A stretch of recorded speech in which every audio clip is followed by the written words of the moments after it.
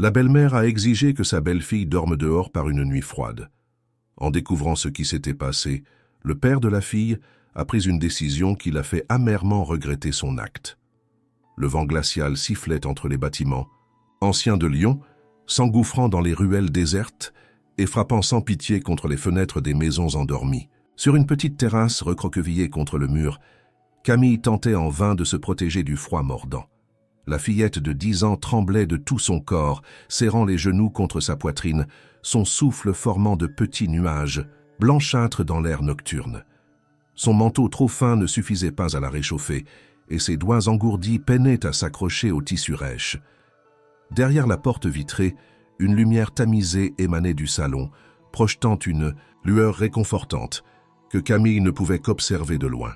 À l'intérieur, Claire, sa belle-mère, était confortablement installée sur le canapé, une tasse de thé fumant entre les mains. Elle lisait un magazine, indifférente au faible coup que la fillette avait d'abord osé donner contre la porte en suppliant qu'on la laisse entrer. Les premières minutes d'attente avaient été empreintes d'incompréhension et d'espoir. Peut-être que Claire voulait simplement lui donner une leçon, la faire patienter un peu avant de lui permettre de rentrer. Mais à mesure que le temps passait, la réalité s'imposait avec cruauté. Elle n'ouvrirait pas. Camille tenta de se rappeler ce qu'elle avait fait pour mériter un tel châtiment. Ce n'était qu'un accident, un verre cassé, une maladresse d'enfant. Mais Claire n'avait rien voulu entendre.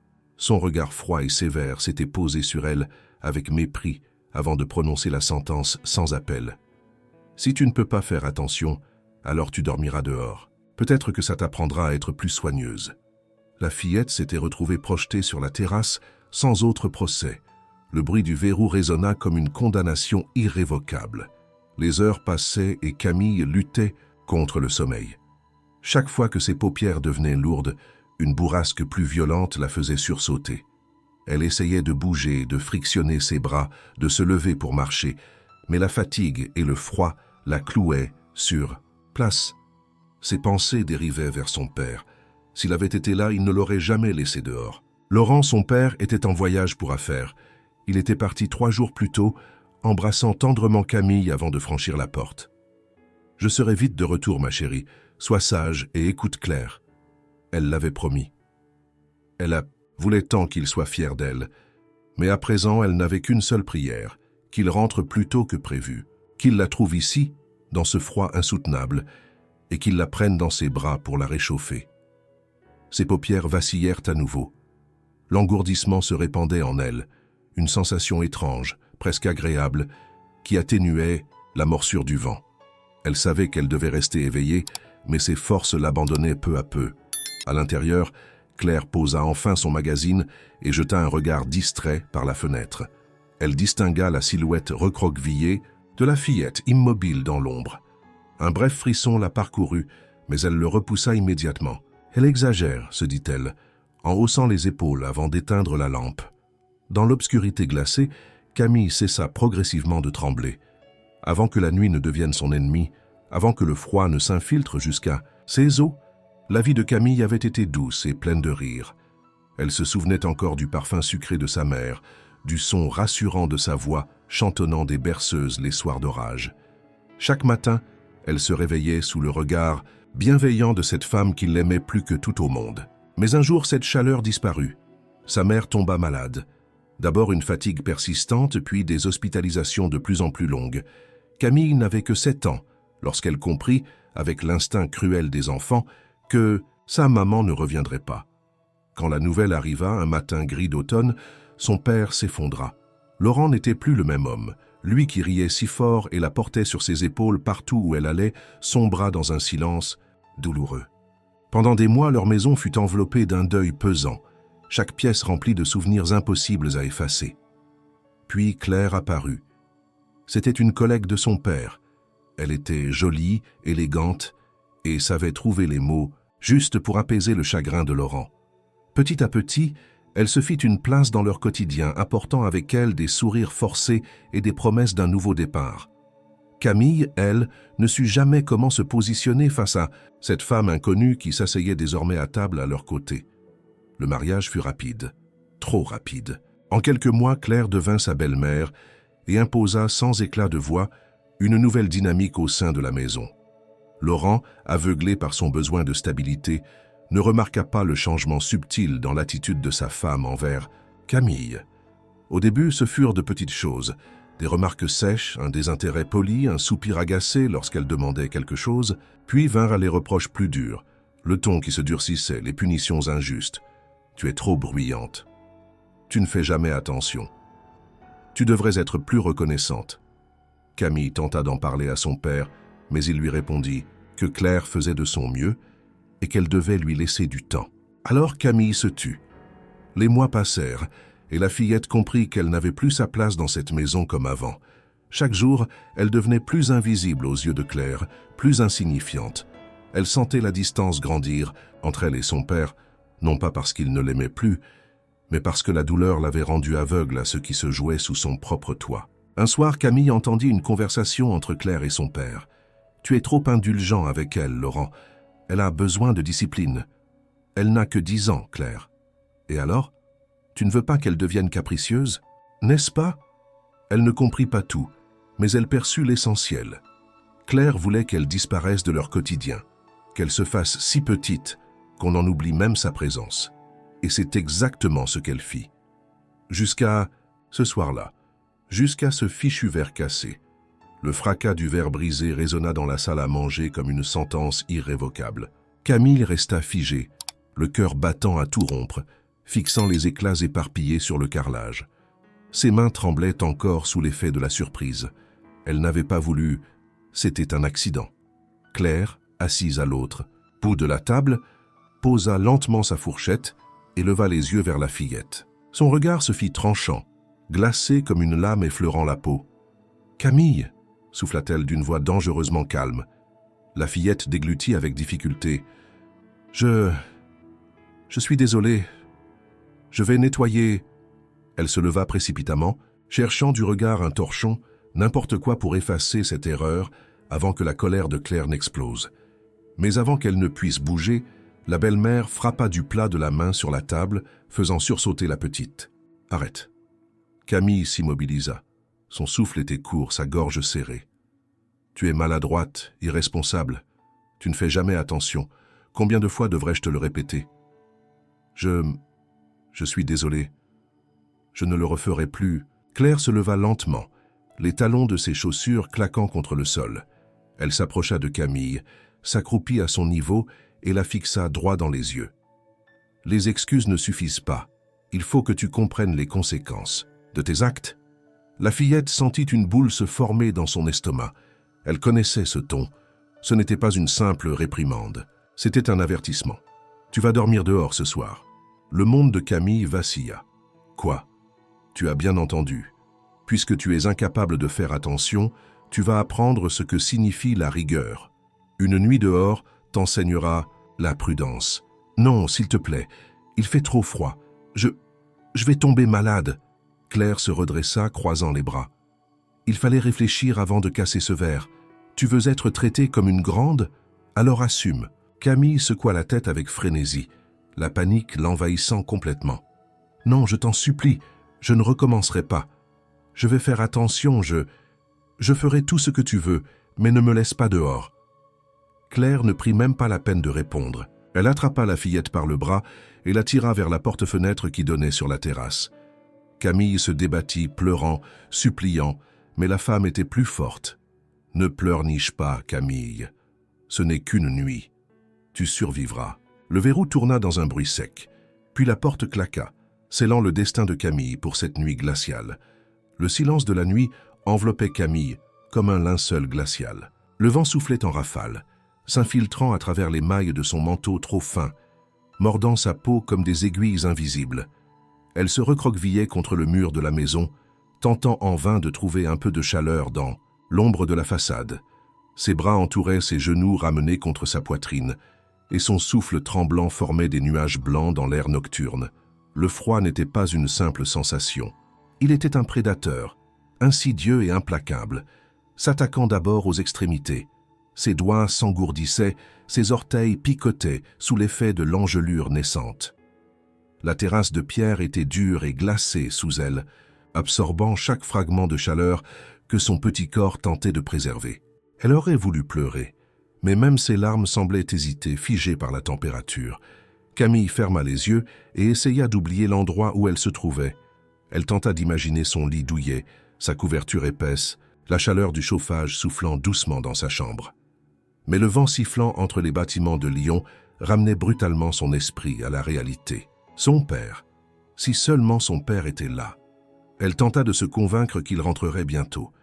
Peut-être un imprévu, une annulation de dernière minute. Il descendrait de son taxi, le regard fatigué mais heureux de retrouver sa fille, et il la verrait là recroquevillée sur le sol glacé. Il ouvrirait la porte d'un geste furieux, la prendrait dans ses bras et Claire, une boule d'angoisse se forma dans sa gorge. Son père l'écouterait-il seulement, ou bien Claire réussirait-elle comme toujours à tout minimiser? Tu sais comment elle est, Laurent, elle exagère tout, j'ai voulu lui donner une leçon, c'est tout. Ce n'était pas si grave. Non, cette fois, ce l'était. Camille sentit ses paupières devenir plus lourdes. Le froid s'insinuait plus profondément en elle, engourdissant son corps, l'invitant doucement au sommeil. Mais une voix au fond de son esprit lui criait de rester éveillée. Elle savait, sans trop comprendre pourquoi, que s'endormir ici pourrait être dangereux. Alors elle lutta. Elle essaya de frotter ses bras, de bouger ses doigts engourdis, de frapper doucement ses pieds l'un contre l'autre pour faire circuler le sang. Mais ses forces diminuaient à vue d'œil. Lentement, irrémédiablement, Camille sentait son esprit flotter entre l'éveil et l'inconscience. Et la nuit, impitoyable, continuait son œuvre. Dans la chaleur douillette du salon, Claire tourna distraitement les pages de son magazine, les yeux glissant sur les lignes sans vraiment les lire. Une part d'elle savait qu'elle ne parvenait pas à se concentrer. Elle essayait d'ignorer la petite silhouette recroquevillée de l'autre côté de la porte vitrée, mais quelque chose en elle, un résidu de conscience peut-être, l'empêchait d'oublier totalement Camille. Les premières minutes avaient été simples. La fillette avait supplié, pleuré, frappé contre la porte. Claire avait serré les mâchoires et résisté. Elle doit apprendre. Puis les pleurs s'étaient tus. Le silence s'était installé, pesant, presque anormal. Claire avait cru ressentir un soulagement en n'entendant plus les gémissements, mais au contraire, une légère inquiétude s'insinua en elle. Elle referma son magazine et se leva. Son thé avait refroidi sur la table basse, mais elle n'y prêta pas attention. Elle s'approcha de la fenêtre et écarta légèrement le rideau. Dehors, la terrasse était plongée dans l'obscurité, seulement éclairée par les réverbères de la rue. D'abord, Claire ne vit rien. Puis son regard se posa sur la silhouette de Camille, recroquevillée contre le mur, immobile. Elle ne bougeait plus. Une vague de froid traversa Claire, mais elle se força à rester rationnelle. Elle dort, c'est tout. Pourtant, quelque chose clochait. L'enfant ne tremblait plus comme avant. Son souffle ne formait plus ces petits nuages visibles sous le halo des lampadaires. Une part d'elle hésita. Devait-elle la faire rentrer? Lui jeter une couverture au moins? Mais aussitôt, une autre voix s'imposa dans son esprit. Si tu cèdes maintenant, elle comprendra qu'elle peut toujours obtenir ce qu'elle veut en pleurnichant. Claire lâcha le rideau et se détourna. Camille finirait par comprendre la leçon, et le matin venu, tout rentrerait dans l'ordre. Elle remonta à l'étage, se glissa sous sa couverture chaude et ferma les yeux. Quelques minutes plus tard, elle dormait profondément. Dehors, dans la nuit glaciale, Camille ne bougeait toujours pas. Le ronronnement du moteur brisa le silence de la nuit. Une voiture noire se gara devant la maison et un homme en descendit, fatigué par les heures de route, mais soulagé d'être enfin chez lui. Laurent referma la portière, tira sa valise du coffre et s'étira brièvement avant de s'avancer vers la porte d'entrée. C'était un imprévu de dernière minute qui l'avait ramené plus tôt que prévu. Un changement d'agenda lors de son déplacement professionnel lui avait permis de prendre un train plus tôt. Il n'avait pas prévenu Claire, préférant lui faire la surprise. Mais celle qu'il espérait le plus revoir, c'était Camille. Il s'arrêta brusquement. Quelque chose attira son regard sur la terrasse. Une silhouette recroquevillée. Son cœur rata un battement.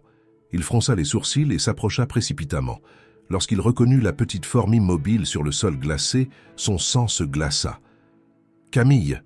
Il lâcha sa valise et se précipita vers elle. La fillette ne réagit pas. Son corps était froid, bien trop froid. Sa peau était gelée sous ses doigts lorsqu'il la toucha doucement. Mon Dieu! Camille, réveille-toi. Il la secoua légèrement. Un faible gémissement s'échappa de ses lèvres bleuies. Elle respirait encore, mais faiblement. Une terreur sourde envahit Laurent alors qu'il arrachait son manteau pour l'envelopper autour du petit corps transi de froid. Il la souleva, sans effort la serrant contre lui, et sentit l'angoisse l'étreindre en réalisant à quel point elle était légère, presque inerte. Il poussa la porte vitrée d'un coup sec, la franchit en trombe et déposa Camille sur le canapé du salon. Sans perdre une seconde, il courut chercher une couverture et l'enroula autour d'elle, puis se pencha pour vérifier sa respiration. « Camille, ma chérie, ouvre les yeux !» Elle frissonna légèrement, ses paupières papillonnèrent, mais elle ne parvint pas à parler. Son corps tout entier semblait encore prisonnier de l'étreinte du froid. Le regard de Laurent se leva brusquement vers l'escalier. « Claire !» Sa voix retentit dans toute la maison, emplie d'une fureur qu'il ne tentait même pas de contenir. Quelques secondes plus tard, des bruits de pas se firent entendre à l'étage. La lumière s'alluma, et Claire apparut en haut des marches, les cheveux en bataille, une expression d'incompréhension sur le visage. « Laurent ? Mais tu es rentré ?» Elle s'arrêta net en voyant la scène en bas. Son regard passa de son mari à Camille, puis à la porte vitrée restée entr'ouverte. Elle comprit immédiatement, et elle sut qu'elle ne pourrait pas s'en sortir cette fois. Laurent fixa Claire avec une intensité qui aurait pu réduire en cendres tout ce qui l'entourait. Son souffle était court, sa mâchoire serrée, et chaque muscle de son corps vibrait sous le poids d'une colère qu'il peinait à contenir. « Explique-moi. » Sa voix était basse, dangereusement calme. Claire descendit lentement les marches, tentant de garder contenance, mais l'expression de son mari lui fit comprendre qu'il n'y aurait pas d'échappatoire. « Laurent, écoute-moi. Explique-moi pourquoi notre fille était en train de mourir de froid sur la terrasse. » Le hurlement de Laurent résonna dans toute la maison, faisant sursauter Claire. Elle sentit son cœur s'emballer. Jamais elle ne l'avait vue dans un tel état. « Ce n'est pas ce que tu crois. Pas ce que je crois. » Il désigna Camille, recroquevillée sous les couvertures, son petit corps encore tremblant malgré la chaleur du salon. « Tu l'as laissée dehors toute la nuit, Claire. » Elle devait apprendre une leçon, s'emporta Claire, cherchant désespérément à justifier l'injustifiable. Elle a cassé un verre, Laurent, un simple verre. Elle doit comprendre qu'il y a des conséquences. Le silence tomba brusquement après ces paroles. Laurent la fixa comme s'il avait du mal à croire ce qu'il venait d'entendre. Puis il rit, un rire amer, incrédule, sans joie. « Tu es en train de me dire que tu as laissé une enfant de 10 ans dehors par une nuit glaciale pour un verre cassé ? Claire se mordit la lèvre, cherchant une sortie, mais il n'y en avait pas. « Tu es malade, Claire, complètement malade. » Elle sentit une sueur froide couler dans son dos. « Laurent, Mais il ne l'écoutait plus. Il se détourna d'elle et s'agenouilla près de Camille, caressant doucement ses cheveux mouillés de sueur. La fillette ouvrit difficilement les yeux, son regard vitreux tentant de se fixer sur son père. « Papa !» murmura-t-elle d'une voix rauque. Son cœur se serra. Il lui prit doucement la main et la porta à ses lèvres. « Je suis là, ma chérie. Je suis là. » Puis, sans un regard pour Claire, il se releva et se dirigea vers l'escalier. « Qu'est-ce que tu fais ?» demanda Claire, un frisson d'inquiétude dans la voix. Laurent ne répondit pas. Il monta les marches à grandes enjambées, ouvrit la porte de leur chambre et attrapa une valise. Lorsqu'il redescendit, il la jeta au sol avec fracas et, sans un mot, se mit à y entasser les affaires de Claire. Elle blêmit. « Laurent, non, tu ne peux pas faire ça. » Il ne s'arrêta même pas pour la regarder. « Je te mets dehors. » Claire resta figée, les yeux écarquillés, incapable de croire ce qu'elle voyait. Laurent jetait sans ménagement ses vêtements dans la valise, enfonçant les tissus dans le sac comme s'il voulait en finir au plus vite. Son visage était fermé, impassible, mais la tension dans ses gestes trahissait l'ouragan de rage qui bouillonnait en lui. « Laurent, arrête! Tu es en train de te laisser emporter. » Il ne répondit pas. Il ouvrit violemment la penderie, arracha une poignée de vêtements et les jeta sans soin dans la valise. « Tu ne peux pas juste me mettre dehors comme ça !» s'exclama-t-elle, sa voix montant d'un cran. « C'est ma maison aussi !» Cette fois, il s'arrêta. Il se tourna lentement vers elle, et Claire sentit son estomac se nouer en voyant la lueur glaciale dans ses yeux. « Ta maison ?» Sa voix était basse, presque un murmure. « Tu penses que tu mérites de vivre ici après ce que tu as fait? C'était une erreur, tenta-t-elle, avançant d'un pas vers lui. Je voulais juste lui donner une leçon. Je ne pensais pas que ça irait aussi loin. Il lâcha un rire amer. Tu l'as vu, Claire? Tu l'as regardé? Tu l'as laissé dehors, en plein hiver, comme un chien abandonné. Claire ouvrit la bouche, mais aucun son n'en sortit. Laurent referma brutalement la valise et la fit rouler vers elle. « Sors. »« Laurent, non, tu ne peux pas me faire ça. » Sa voix était tremblante maintenant. « Où veux-tu que j'aille? Il fait nuit, il fait froid ?» Elle s'arrêta net. Le regard de Laurent flamboya. « Ah !» Il croisa les bras. « Il fait froid, c'est ça ?» Claire comprit trop tard son erreur. « Alors pourquoi est-ce que ça ne te dérangeait pas quand c'était Camille ?» Elle ouvrit la bouche, la referma, incapable de trouver une réponse. « Dehors !» répéta-t-il d'un ton tranchant. Claire tenta une dernière fois. Elle s'approcha, posa une main tremblante sur son bras. « S'il te plaît, Laurent !» Il recula, évitant son contact comme si elle était empoisonnée. « J'ai cru que tu pourrais être une bonne épouse, une bonne belle-mère. » Il secoua la tête. « J'étais aveugle. Et c'est Camille qui en a payé le prix. » Il attrapa la valise, ouvrit la porte d'entrée et la posa sur le perron. « Prends tes affaires et disparais. » Claire resta figée, cherchant désespérément une issue, mais elle savait qu'il n'y en avait aucune. Laurent la regarda une dernière fois. « Si Camille a pu passer une nuit dehors, alors toi aussi. » Puis, sans attendre, il referma la porte. Le bruit sec de la porte qui se referma résonna dans l'air glacial.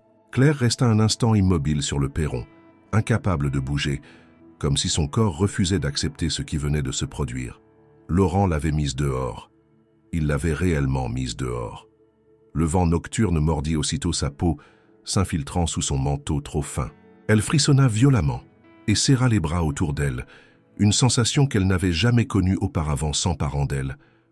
Une peur pure, viscérale. Elle tourna la poignée de la porte, verrouillée. « Laurent !» appela-t-elle, en frappant contre le bois. « Ouvre cette porte, tu ne peux pas me laisser dehors. » Aucune réponse. « Je suis désolée !»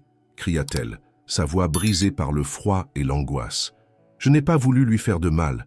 Toujours rien. » Elle martela encore quelques instants la porte, sa respiration devenant erratique, mais aucun bruit ne vint de l'intérieur. Laurent l'ignorait.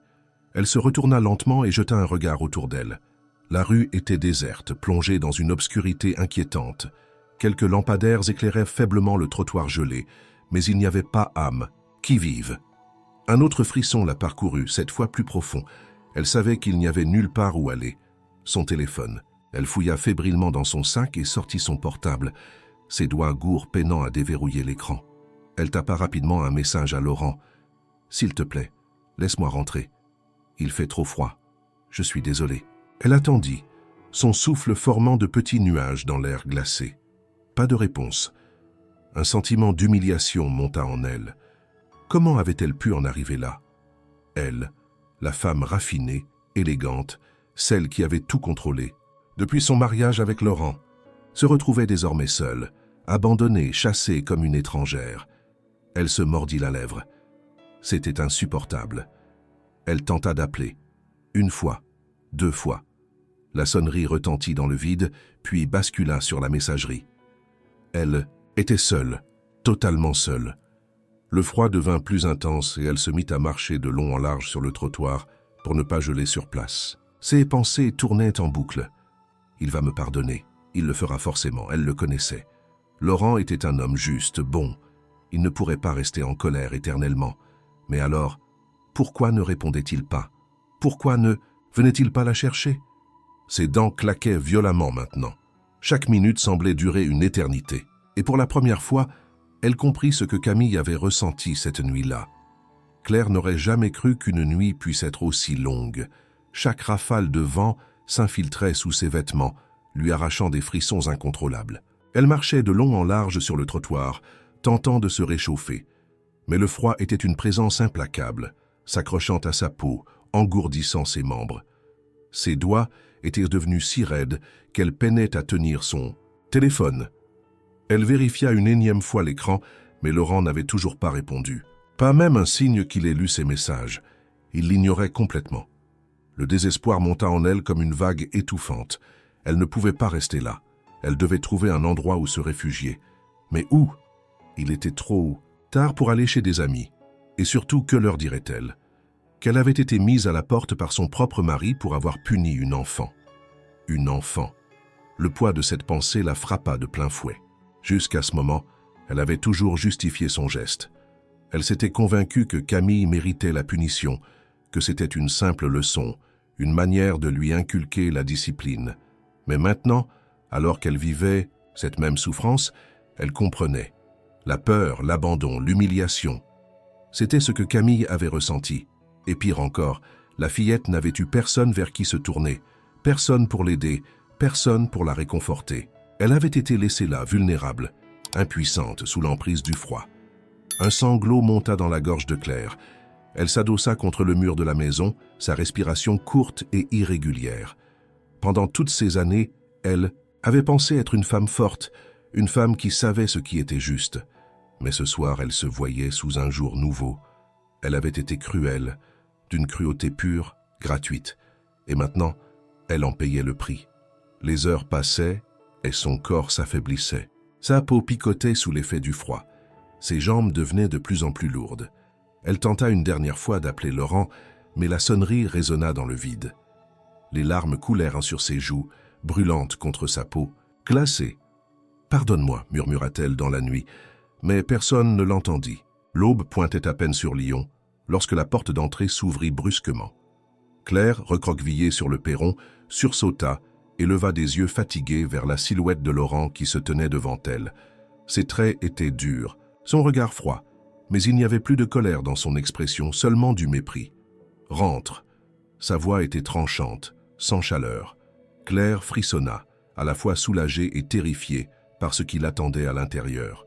Elle tenta de se relever, mais ses jambes engourdies refusèrent de la porter, et elle s'agrippa au chambranle de la porte pour ne pas tomber. Une fois à l'intérieur, la chaleur du salon l'assaillit violemment, comme un contraste cruel avec la nuit qu'elle venait de passer. Elle claquait des dents, ses vêtements étaient humides de froid, et un malaise lancinant lui pesait dans la poitrine. Mais le regard que Laurent lui lançait était plus glacial encore. « Assieds-toi !» Claire obéit sans discuter. Son corps était trop faible pour résister et son esprit trop épuisé pour tenter d'argumenter. Laurent resta debout, les bras croisés, l'observant comme s'il voyait une étrangère. « Tu comprends maintenant ?» Elle hocha lentement la tête, incapable de soutenir son regard. « Ce que tu as fait à Camille ?» Il inspira profondément, cherchant à contenir la rage sourde qui l'habitait encore. « Tu l'as laissée dehors toute une nuit, une enfant de 10 ans, pour un verre cassé. » Claire ferma les yeux.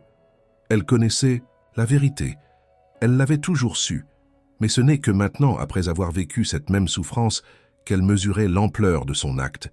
« Je suis désolée » souffla-t-elle. Laurent la fixa, impassible. « Ça ne change. Rien. » Un silence pesant s'installa.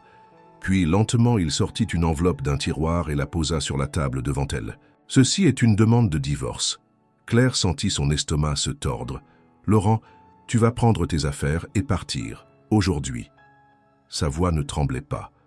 Ce n'était pas une menace, ni un avertissement.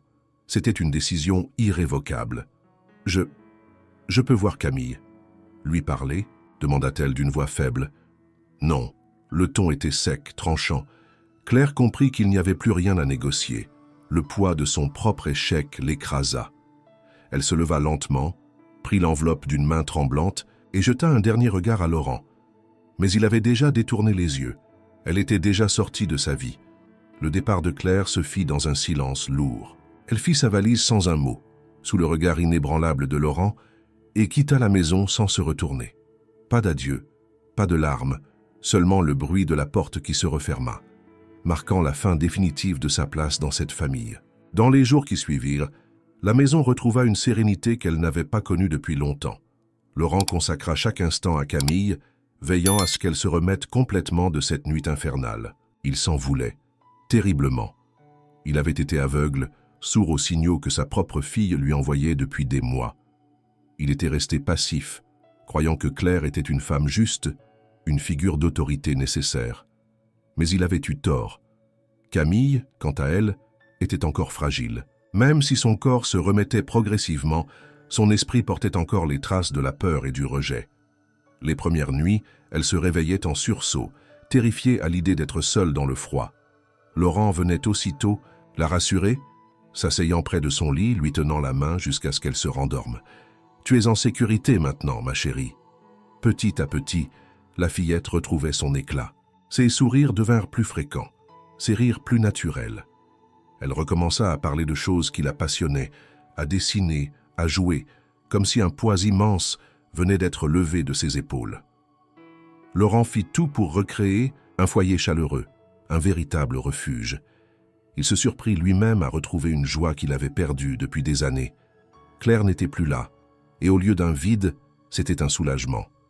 Elle tenta bien de l'appeler, d'envoyer des messages, d'abord pour s'excuser, puis pour supplier une seconde chance.